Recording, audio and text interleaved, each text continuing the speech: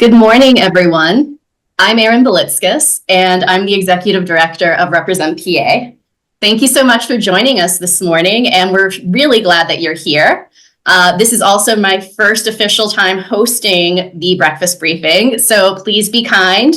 I'm really excited to have two wonderful state representatives here from Allegheny County, Representative Jessica Benham and Representative Lindsay Powell. Tiffany, you can go to the next slide. We're going to be discussing the budget today. As we know, June is budget season in Harrisburg, but what actually happens in June to make sure that we have an on-time budget for July 1? And are we going to have an on-time budget for July 1 this year? How are things going with the General Appropriations bill and these other little things called the code bills, which allow the actual budget to be implemented? Next slide, please. To say that we are in an uncertain time is an understatement. With the chaos going on at the federal level, the issues that are at stake right now in Harrisburg are more important than ever. Education, healthcare, mass transit funding, affordable housing, and economic development and workforce development. With cuts coming from the federal level, where does that leave states, including one like Pennsylvania? Next slide, please.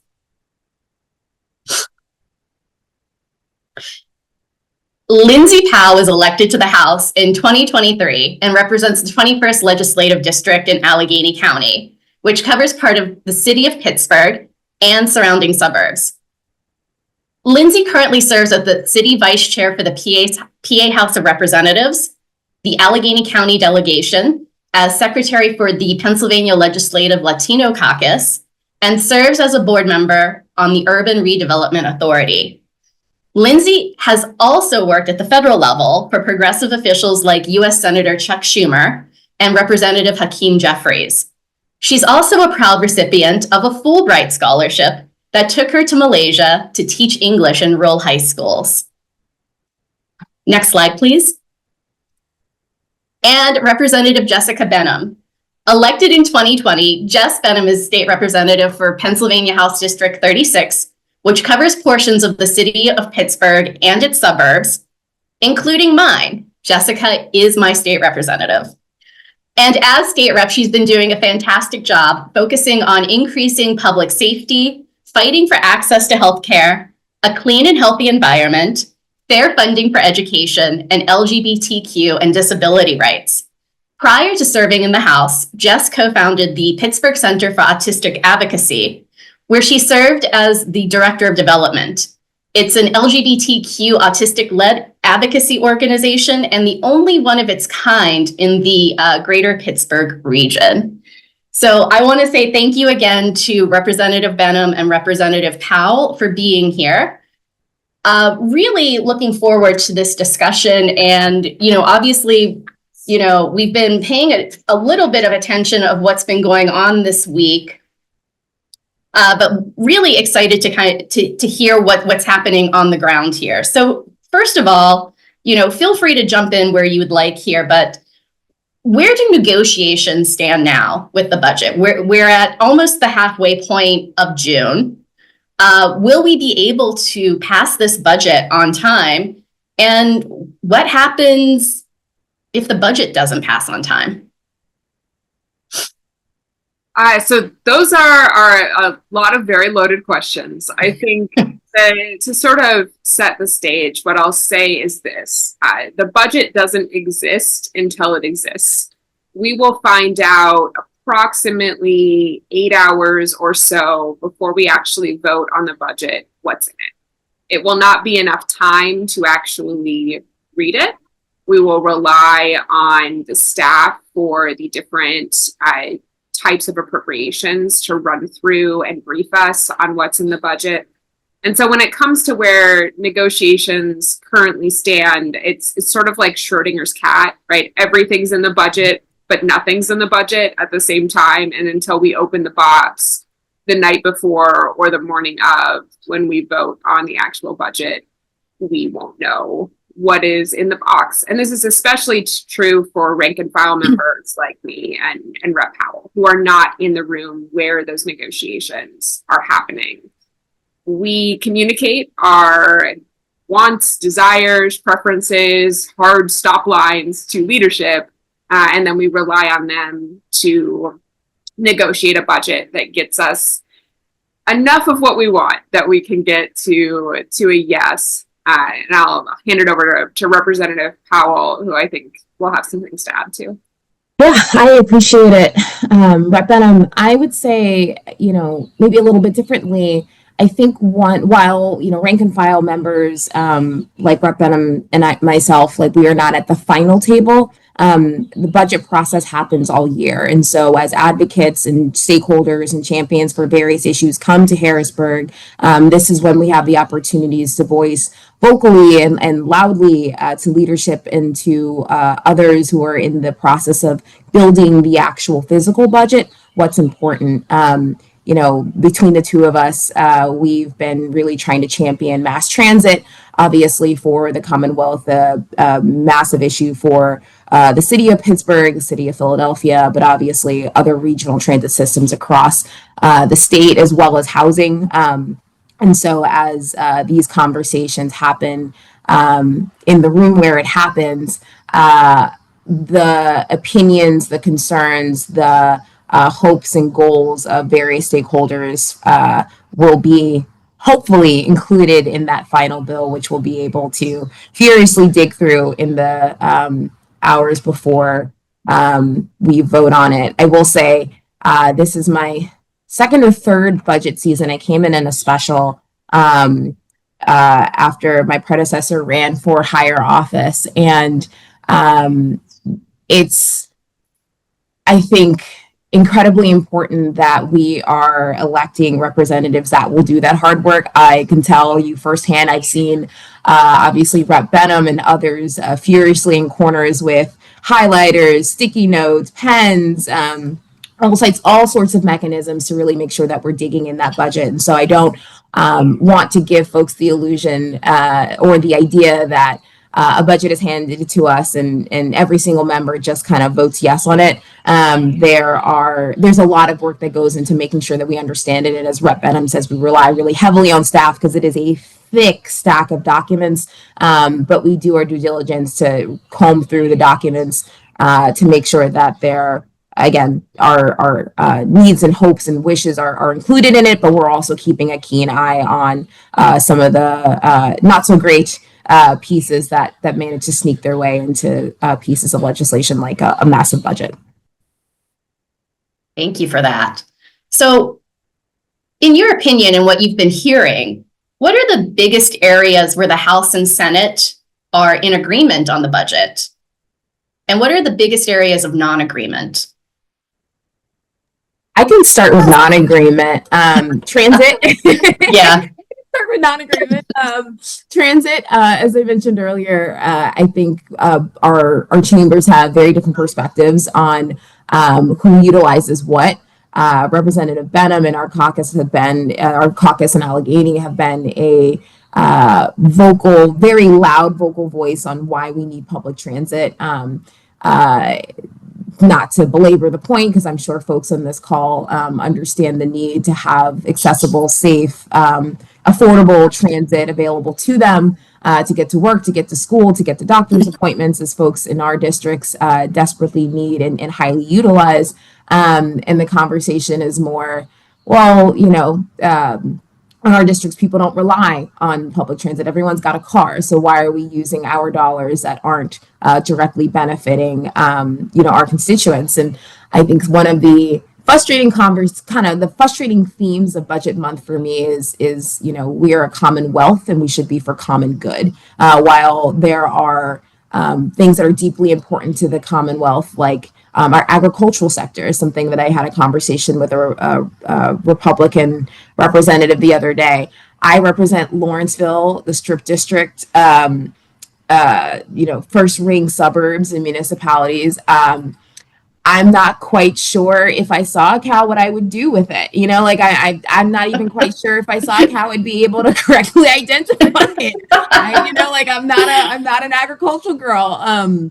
But I know how important, you know, this massive industry is to our economy, and obviously to some of the issues that we've been discussing at the national level on food insecurity. And so some of the frustrating themes, unfortunately, in this budget season is, well, it's not in my district. It doesn't benefit my constituents. Why do I care? And unfortunately, things like transit, attainable housing, you know, public education fall into these spaces. I started with the pessimistic view, so I don't know if Rep. Benham, you want to jump in on the things we agree on. I'm happy to do that. I think what gets the media coverage, what gets the news coverage, right, is all of those areas of disagreement. And I'm certain I could add to that list too, but I think Rep. Powell did a really good job of giving an overview of where that's at. I think when it comes to areas of agreement, there are a few of those, and I feel like I'm seeing more of those this year than in past budgets. This is my fifth budget season, and it has been really interesting. The only one that I feel like was less contentious than this was my very first one in 2021, when we had so much federal money to go around that just greased the wheels of the whole process. And we had a budget that I think was a week early. We're not going to be a week early, certainly, this go around. Those who were on while we were kind of bantering at the beginning heard that the Senate is not in this next week, even though the House is. So we're definitely not going to be early. But I think one big area where we agree is on the need for more revenue sources. Now, what specifically that looks like is another area of disagreement, but we all agree that we do need more revenue.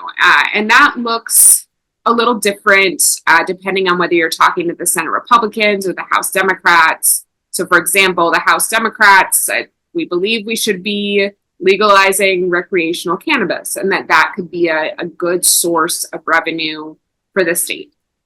There are a lot of parameters on that for me. The criminal justice piece is really important. The access to the equitable access to participating in that economy, also really important to me. The Senate Republicans are saying they believe that recreational cannabis would be a good revenue source. We don't really see them taking action on it. Yeah. So, actions speak louder than words on that. The Senate Republicans are also really interested in regulating and taxing skill games. So for folks who aren't aware, if you've ever been in a bar or a corner store, you might see tucked away in a corner some of these gaming machines, and they're called skill games, and they kind of operate in this weird loophole created by a court decision. We'd like to regulate them, but everyone disagrees on how to do that and at what level to tax them. So still an area of agreement where we believe this is an important critical revenue source that we could benefit from as a state. But how we go about doing it is the complicated thing. Everything else, the sort of individual issue areas, I would say kind of goes person by person, right? You will talk to some individual Senate Republicans who really firmly believe in funding public education. You will talk to some individual Senate Republicans who are big on public transit, like Frank Ferry out in the Southeast. You will talk to some who really care deeply about healthcare and access to healthcare. And so a lot of the other issues are just, how do we find enough common ground with enough Senate Republicans to get this thing over the finish line? I'm sure the Senate Republicans feel the same way about the House Democrats. They'll be like, some of those House Democrats believe in a free market or whatever. I don't know. So back in February, Governor Shapiro gave his budget proposal to the General Assembly. From what you have heard, what you've seen, how much of Governor Shapiro's original budget proposal remains compared to what it looks like today? So I guess we'll switch back and forth.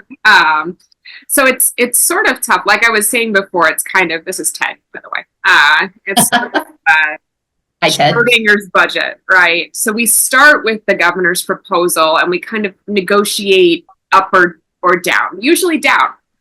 When you're in the same party as the governor, his budget is like the ceiling of what you can expect. Now we're hoping that that's not the case on some issues, like public transit. We'd really like to bump that number up a little bit.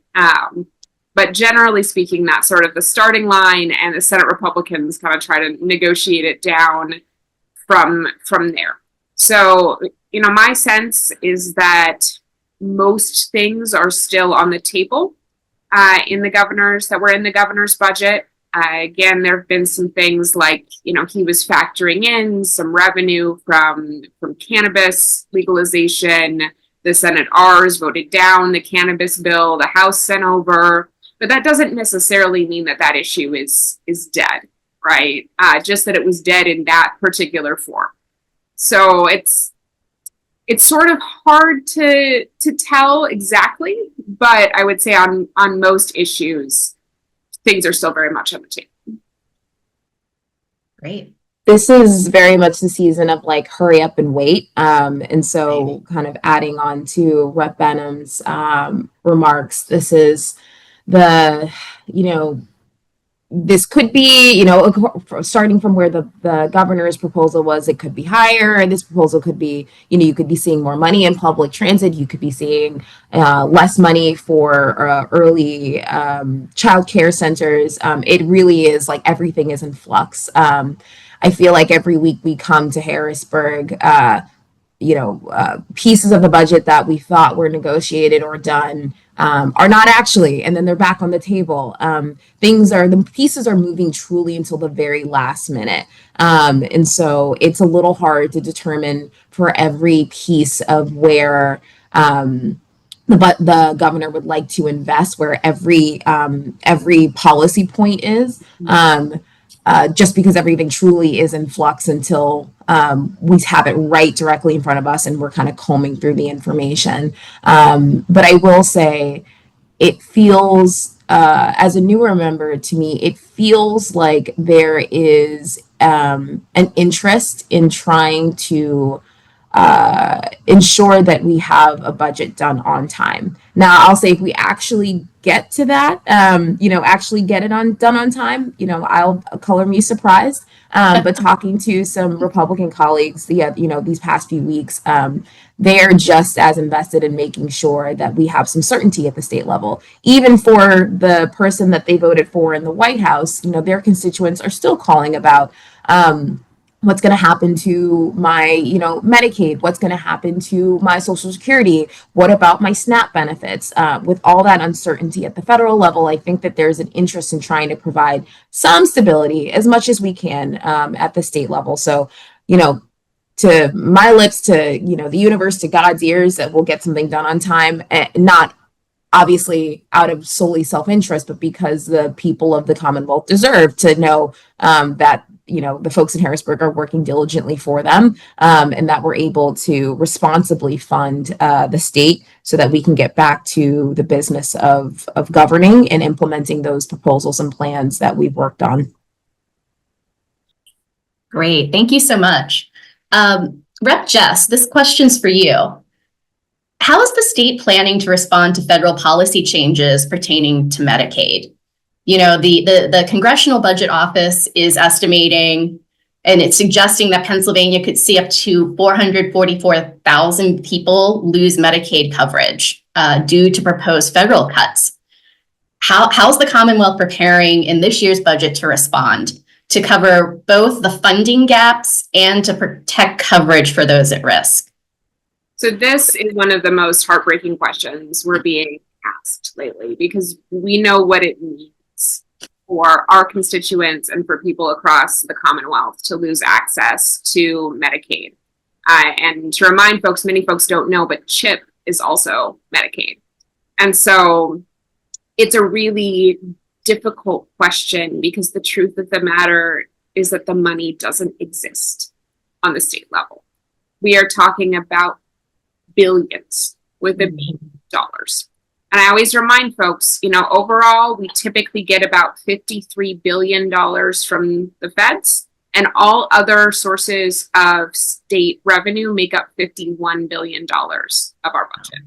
So if we are missing in the Medicaid space multiple billions of dollars, the money does not exist in the current sources of revenue on the state level, or even in the proposed additional sources of revenue.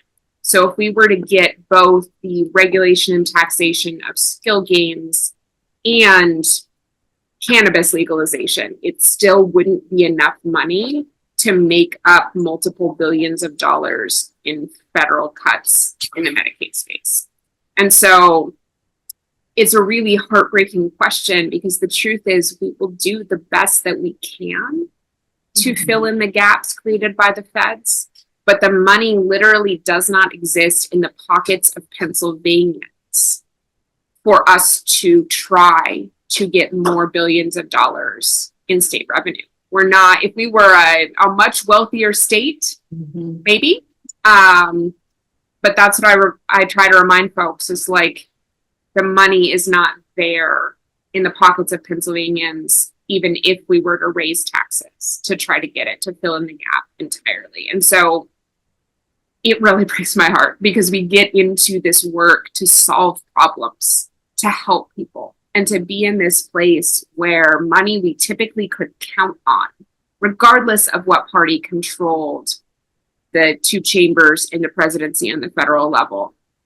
We used to be able to count on this stuff, and now we can't. And so it's both the unpredictability of the budget planning process and also knowing we won't be able to fix it for everybody. And it will be, my constituents and Rep. Powell's constituents and people across the Commonwealth who suffer as a result, and to not be able to do anything about it is so frustrating. It's one of the worst parts of this job. Well, thank you for the work that you are trying to do to at least close the gap. It's a very sober reminder of, people matter. And to your point, the reason you get into this work is to find solutions. And right now there just doesn't seem to be good solutions. But thank you for keep pushing it forward and doing what you can to at least mitigate this sort of oncoming disaster here. Jess, can you talk about Act 77, the Pharmacy Benefit Reform Act, and if it's currently tied to budget negotiations? This was sort of your centerpiece last year of a bill that was passed that was bipartisan and really popular. Yeah, so some folks who were on at the beginning heard me riff a little bit about this while we were small talking, but Act 77 was House Bill 1993, and it was a major project of mine over the course of several years. I started working on the issue of pharmacy benefits managers at this point a little over 3 years ago. And these are the sort of secret middlemen that nobody really knew existed in between your health insurance company and your pharmacy. They secretly control what medications you can access, how much you pay for them, how much your pharmacy gets reimbursed for them, and they're a triopoly. So there are 3 major PBMs that control 80% of that market. And they, I don't want to say collude, but in a lot of ways they control the market, and they are putting these small independent pharmacies that aren't affiliated with PBMs out of business. They're even putting things like Rite Aid out of business. So Rite Aid doesn't have an associated PBM. And so if you look at the Rite Aid bankruptcies that are happening, people have attributed that to a number of different causes, but pharmacy benefits managers is the big one. And so this was a piece of legislation that I had worked on for several years. It was bipartisan. I think the Republicans liked the championing Main Street small businesses aspects of it, and the Democrats liked the bit that was we're taking on big corporations, big pharma kind of vibe. And I was surprised we got as much done in that bill as we did. I sometimes joke, the Senate Republicans let us get away with some stuff that I didn't think they were going to. And so that bill really helps the local pharmacies and kind of levels the playing field to make the system more fair. I could talk about it for the entirety of this call, so I'm not going to go into all the details because you will be bored. Most people do not want to nerd out on PBMs. But there are some aspects of it that are being talked about in this year's budget, namely funding for the folks that are going to enforce the law. Yeah. So the insurance department has asked for additional funding for additional staff whose job is going to be to make sure that the pharmacy benefits managers are following the law and playing fair with the different pharmacies. There doesn't seem to be any disagreement on the importance of that funding. So I do expect to see that in the final budget package unless something super, super weird happens. But nobody seems to have an issue with it. And it's a small enough dollar amount that I think that should be good. But that is where that stands. There will be probably future action on pharmacy benefits managers because there was a couple studies that we authorized in my original legislation that are going to give us important data about what steps to take next. Wonderful. And thank you again for your leadership on that. Really great stuff. So switching a little bit here, we've been talking a little bit about transit. Representative Powell, Governor Shapiro's budget includes a $292 million in funding to support a transit system that serves nearly 1 million Pennsylvanians. You talked a little bit about like how people are responding to this proposal. Can you tell us a little bit more about what's being discussed related to or keeping and expanding this investment, especially if the federal funding disappears? And is it also true that the funding for this it doesn't happen every year, correct? It happens every 5 years or 10 years?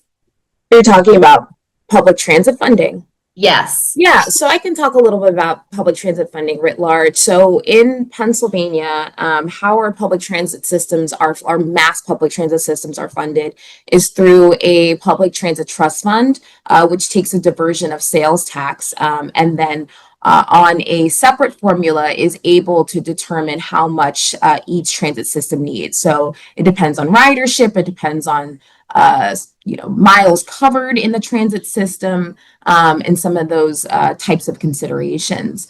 The governor's proposal would increase the amount of sales tax that is pushed to the public transit trust fund. Some of the conversations that we've been having for those of us that have very massive public transit systems ourselves, those who are Pittsburghers, little PAT buses or PRT, Pittsburgh Regional Transit, with their new name, and SEPTA out east in Philadelphia and some of the collar counties. Some of the conversations Pittsburgh and Philly have been having is that it's not enough to fund, the needs that we see on the ground.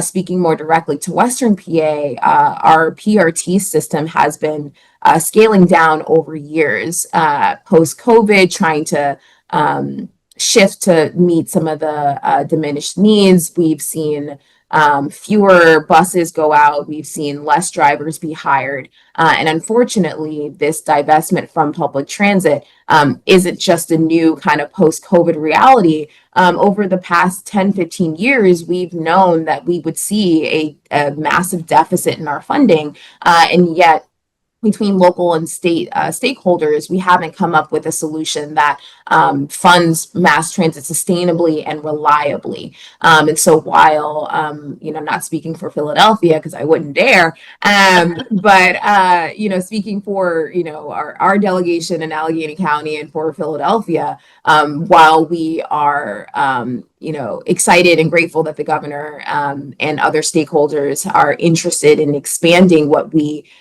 contribute to our mass transit systems, we know it's not enough. Here in Pittsburgh, our transit systems are a lifeline. This is not just you take the T to go to the Steelers games every now and again. Folks in our offices, my staff members, myself, we take the bus every single day, whether it's a quick trip to Aldi's, whether it's getting to the office, whether it's, dropping kids off to school. It truly is a piece of how we move, how we get around in the city. And without serious, committed, and sustainable funding, we're in jeopardy of seeing, diminished services. Some of the cuts that are proposed without additional funding, so it's about 40 million, depending on sales tax, but about 40 million that Pittsburgh would see. Pittsburgh Regional Transit would see. We're estimating that we need closer to 120 million, 117 to be exact, to really meet the needs that we know our riders deserve out here. And so it's been so I'll take a step back. I think one of the things that's been really interesting in this conversation is I come from the executive side. Previous to this, I worked in the city of Pittsburgh mayor's office, and worked closely with some of the stakeholders, more regionally, the conference, the Allegheny County executive. What I've been pleasantly surprised, what I've been relieved by is the interest and ability for our stakeholders to really put their heads together to figure out what type of solutions will work. If we can't rely on the state to expand funding, what are we able to do at the local level? And I'm happy to pass it along to Rep Benham, and herself and Rep Abney have introduced pieces of legislation that would allow for some creative solutions for Pittsburgh. And I know we're not supposed to be talking regionally, but I got to talk about our little slice of heaven. But would enable Pittsburgh to have some creative solutions to create more revenue for mass transit that are outside of the governor's proposal, but truly solutions that we definitely should have considered and implemented years ago. I don't know if that's a perfect tee up for you, Rep Benham, to talk about your Transit for All bills.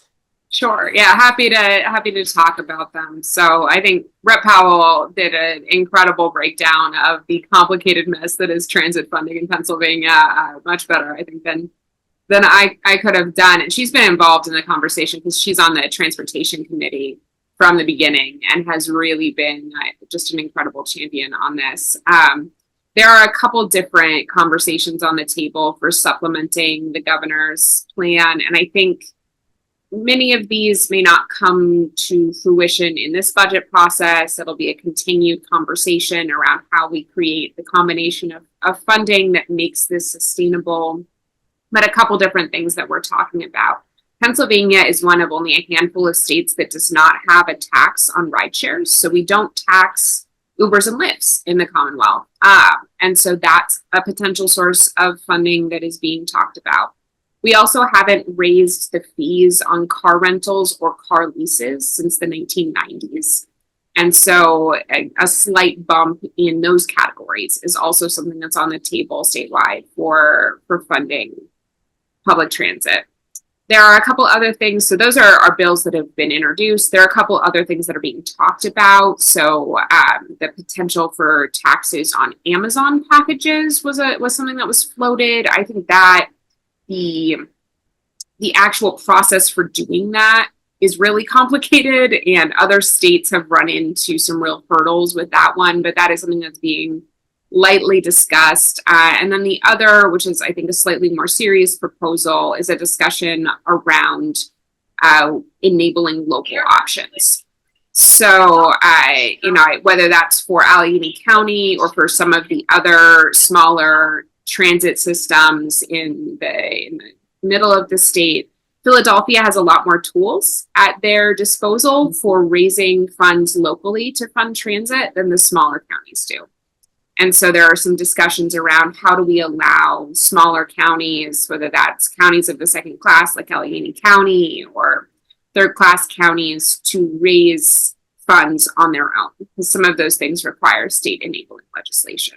So all of that is being talked about, but right now the major focus has been on the governor's proposal We did amend the governor's proposal in the House yesterday to add in a couple things, one of which was infrastructure focused, and the other was kind of 3 years looking out, adding an additional allocation of the sales tax for public transit, and also creating a commission to study how we better fund transit in the state. So there were some amendments made to it, where I believe we're expected to vote on the bill in its final form next week. It'll ping pong over to the Senate. Likely there will be changes there if they decide to touch it or take it up, and we'll see what it looks like in its final form. But that's I think what the conversation is right now.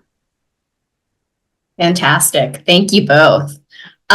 Switching lanes here again, Representative Powell, you've co-sponsored the PA Home Preservation Program to address urgent housing repair needs across the Commonwealth. And the governor proposed $50 million in his budget to support this kind of initiative. How are things going? What are you hearing? Is the funding, from what you understand, going to stay in the final budget?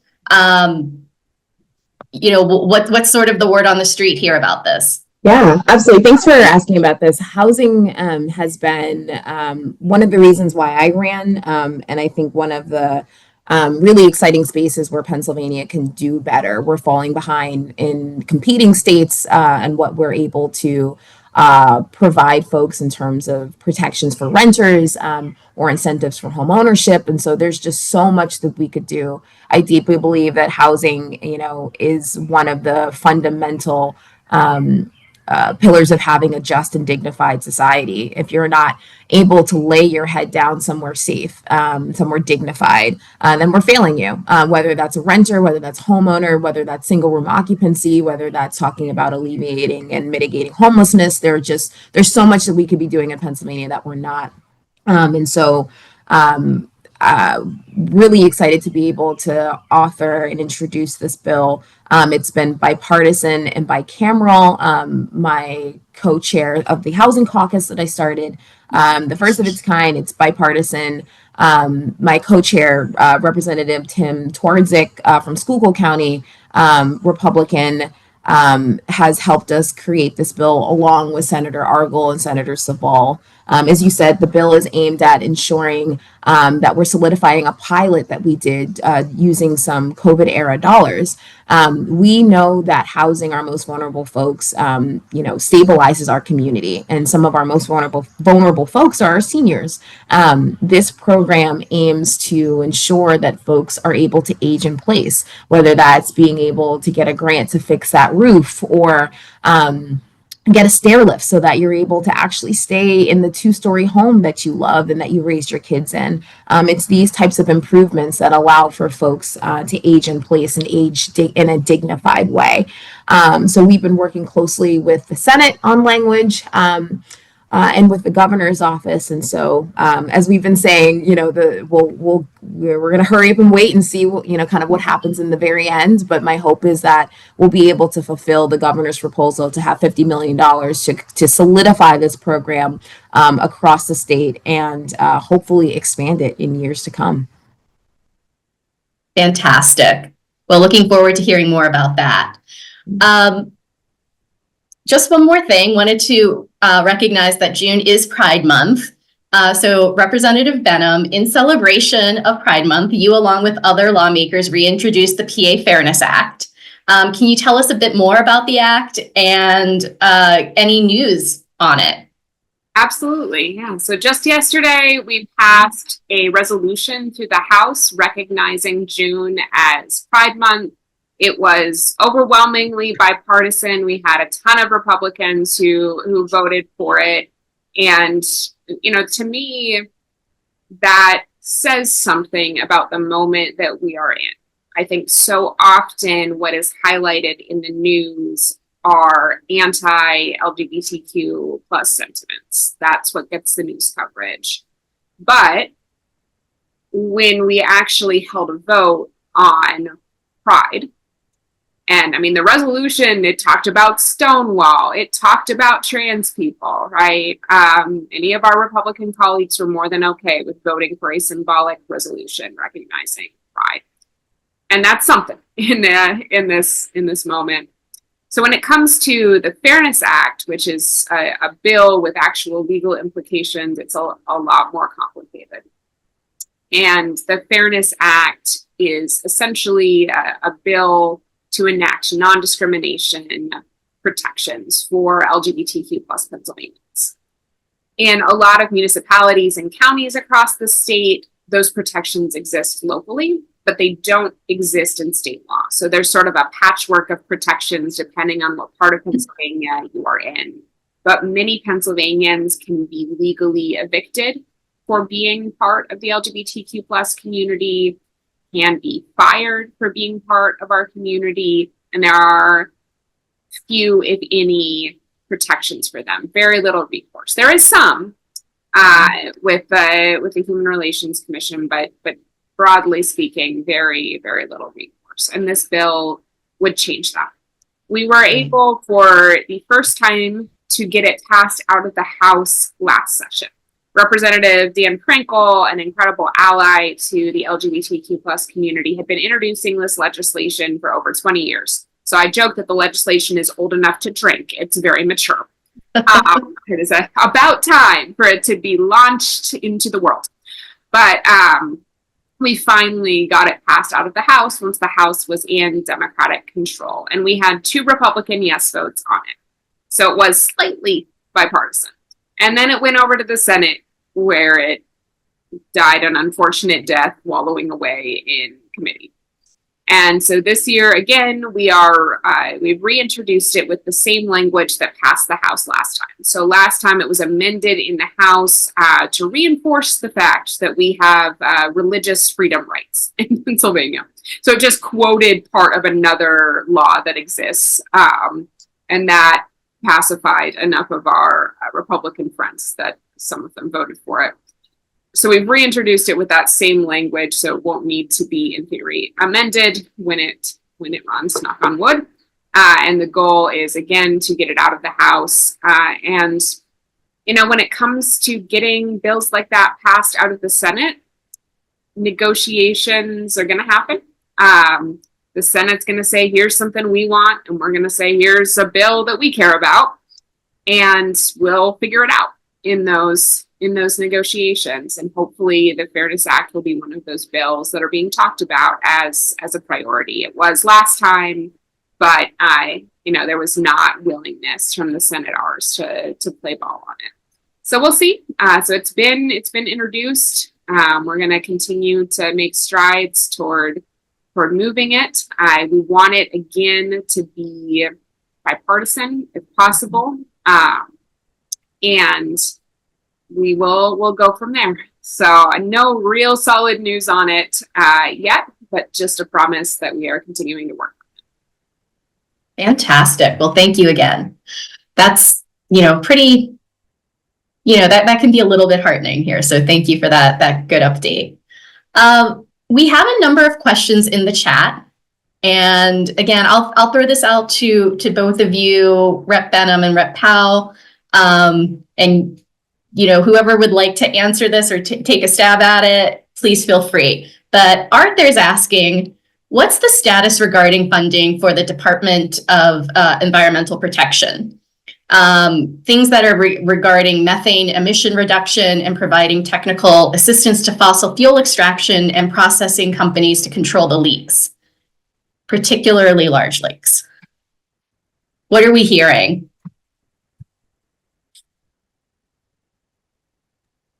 I wasn't sure if you were trying to get off mute. I can start. So maybe I'll take a step back. I think that a lot of the questions that I hear from constituents is, as things at the federal level rage on, as we hear that President Trump is going to take away the EPA, the DEP, the Department of Criminal Justice within the DOJ, like what happens at the state level. I am grateful that we have within our governor and within our 1-seat Democratic House majority, that we have champions that will do everything within their power to ensure that at the state level, what we can control stays, stays solid and stays strong. It is a constant battle every day to try and figure out how to mitigate the chaos in DC and not let it trickle down to Pennsylvania. That means trying to codify legislation, policy, systems at the state level that we took for granted at the federal level. I know this wasn't specifically your question, but one of the things that we've, been really proud of to work on is, when it comes to access to reproductive justice, just like concerns that we have about climate change and about, DEP, EPA regulations, we have to do everything in our power to codify those protections in state law. And so there have been legislators like Representative Friel Otten in particular that have been doing a lot of work to make sure that in Pennsylvania, what we know to be true, that we have a responsibility to ensure that we are conducting good, responsible, sustainable business. That those pieces of legislation exist and stay afloat in Pennsylvania. I want to say very quickly, since we're not always able to be in partisan spaces, this one seat majority is killing us. And I'm so grateful to represent PA, including folks on this call. And I would be remiss if I didn't shout out my dear friend, Hadley Haas, who ran a fantastic campaign out in Allegheny to help us retain and expand our Democratic majority. This one seat majority is kicking our tush. It's wonderful that we've been able to retain this majority, but one seat is really tenuous. And so when it comes to these really important issues and making sure that we are representing not just the will of our constituents, but like trying to keep some sanity here in Pennsylvania, trying to do that with just a one person majority in the House has been really difficult. But to dial back into your question, trying to codify legislation at the state level to make sure that we're protecting those protections is kind of what we've been, the approach that we've taken. Yeah, I think that that's a really good overview broadly of how we tend to approach issues. And I will echo the one seat is rough, right? It is hard to get 102 people to agree on everything. And our leadership does do a really good job of keeping us together. And I think we all understand that every once in a while there's going to be a bill that from one person's perspective isn't perfect. But we can't let perfection be the enemy of the good. And so as a 102 coalition, we try our best to stick together, knowing that, one of my bills is not going to be perfect from somebody else's perspective. And so that's the name of the game. But Pennsylvania has chronically underfunded environmental protection. And so that, I think, continues to be a priority of our caucus to make sure that that is adequately funded. I'll also say that the Shapiro administration continues to make addressing methane leaks a big priority, particularly when it comes to plugging abandoned wells that are leaking. And so, that remains a priority for us to continue to address. And while I don't think we'll get everything we want on that issue because our Senate Republicans don't prioritize that, I think is what I would say. We're going to keep trying to do our best. Thank you. And I do think it's important to note too, right? Like, the House is doing their job. You all are working hard and passing bills that then don't even get a hearing in the Senate. And it's ridiculous. And the way that, it's portrayed, if you're reading something in the press or hearing it on the news, is saying like, oh, well, no one's doing anything in Harrisburg. And that's just not true. The Houses, the democratically controlled Houses, but the Republican Senate is just not bringing up these issues that are being passed to a hearing. So I think that's a very important piece that we, here at Represent try to get out to folks as well, is that there are you all are doing your job, but there's a group of people that keep not doing their job. So thank you for, thank you for fighting and keeping everything moving forward. And hopefully we can gain some traction too on that end.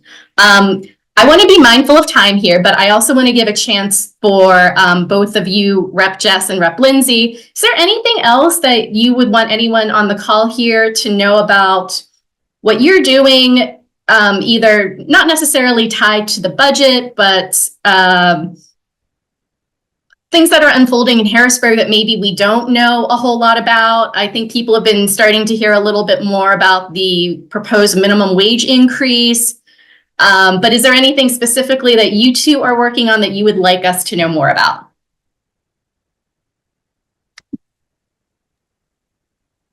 It's a broad question, but I'll take a stab at it first on this one, since Rep. Powell took on the DEP question. I think there's always a lot of things happening in Harrisburg. And you're right that the narrative is, oh, well, Harrisburg state government, they're not doing anything. And it is really frustrating to be in the House and to vote on this legislation and then watch it not go anywhere. And, Republican senators might be like, oh, but we experience the same thing. Our stuff goes to the House and dies. But the reality of it is they are sending us far fewer things than we are sending them, and far fewer substantive things. They do a lot of little tiny things. They name a lot of bridges. And so, when it comes to the big things that we want to see happen in the state of Pennsylvania, whether that is a minimum wage increase or non-discrimination for LGBTQ plus people or cannabis legalization, or you name it, right? If it's a Democratic priority, if you look at the over 400 bills the House Dems passed last session, we did something. Now, not always perfect, right? This minimum wage bill that we passed through the House is not everything I'd want to see. It gives us a path to 15, but we were fighting for 15 a while ago. And so, but I think it's yet another attempt to get the state Senate to take action on it. We recognize we're not going to get everything we want as Democrats, but we keep offering options to the state Senate. We did the same thing on transit funding. I think 3 or 4 times now, we will have sent options for transit funding over to the state Senate. So we're legislating in the House. And I think the most important thing that I can impart is that when we go on the offensive communicating, it works. It works for me on that pharmacy benefit manager's bill. And look, was rural Clinton County a comfortable place for me to be standing outside of a pharmacy as a queer woman? No. But was it an important place for me to be? Yes. To be in every major media market, in strategic senators' districts, communicating in front of their pharmacies why this issue mattered locally, it works. And we can do that on every single issue we care about. And it's not just about what elected officials do. It's about what you all do as influential members in your own communities, right? You have friends that you talk with, and to communicate, hey, the House Democrats are doing this. If we can flip the Senate's going to be able to play ball on that too. I think that is really critically important. I'd say the major thing that I'm working on right now, I've had a couple bills pass out of the House, primarily focused on public safety related issues, some additional benefits for our 911 operators, some slight changes to firefighters' pension that they were asking for. But the big project that I'm gearing up for is a real focus on air quality in our public spaces. We learned during COVID that clean air really matters. That if we can clean not just viruses, but particulate matter, look with this smoke coming from Canada right now, cleaning all of that out of the air keeps us healthier. And so I'm working on 2 pieces of legislation. One, a resolution that would create a commission to develop recommendations on how we incentivize clean air in public spaces. And then 2, a piece of legislation that would create a clean air tax credit that would incentivize public spaces, businesses, schools, so on and so forth, to implement technology, whether that's HEPA filters or the lights that sterilize the air, all that fun stuff that we have. So working on that, I think that'll be my next big project here. And then as the data comes back from the studies on pharmacy benefits managers, that's going to inform additional legislative changes there too.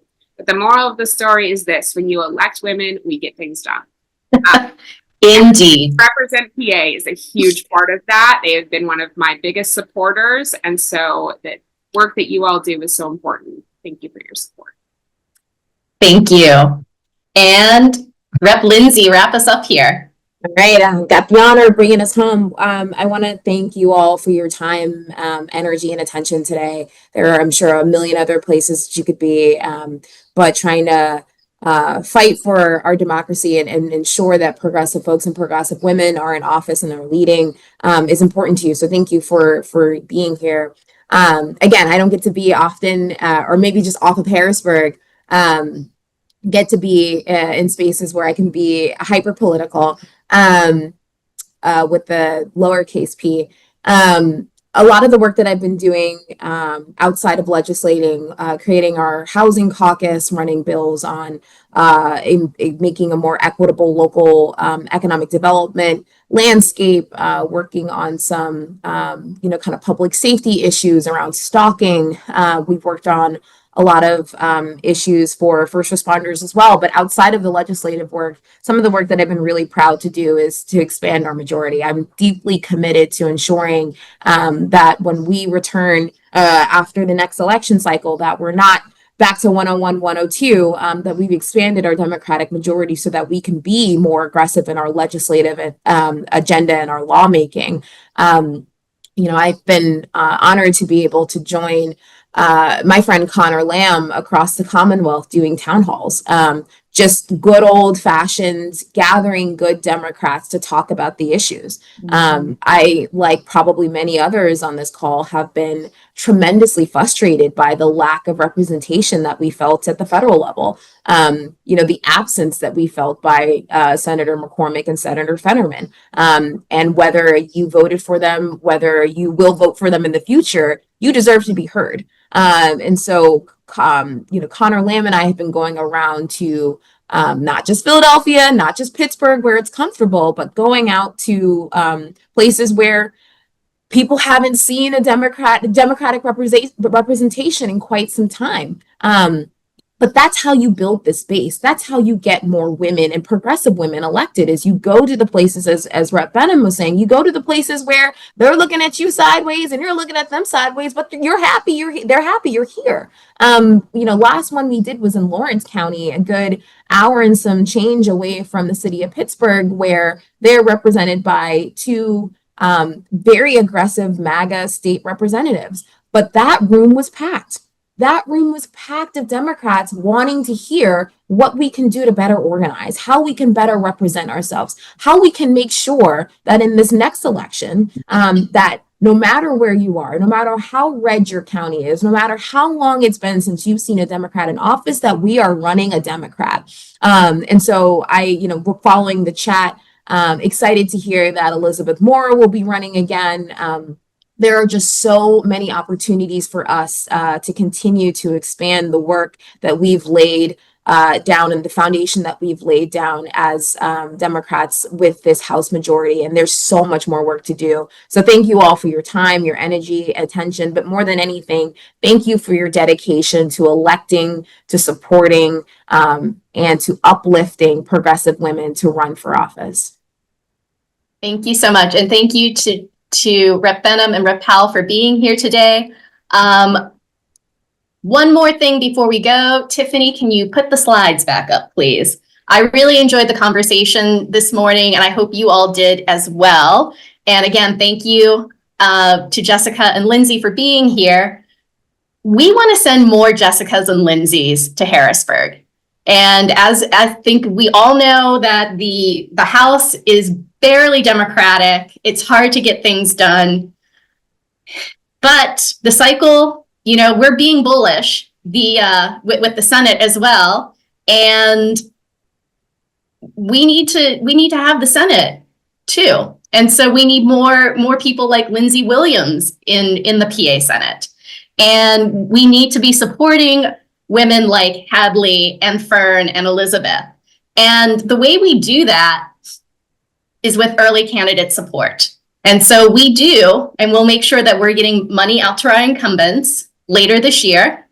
And then we're going to be giving money to our new candidates to make sure that they're considered viable. And we can't do this without you all. Next slide, please.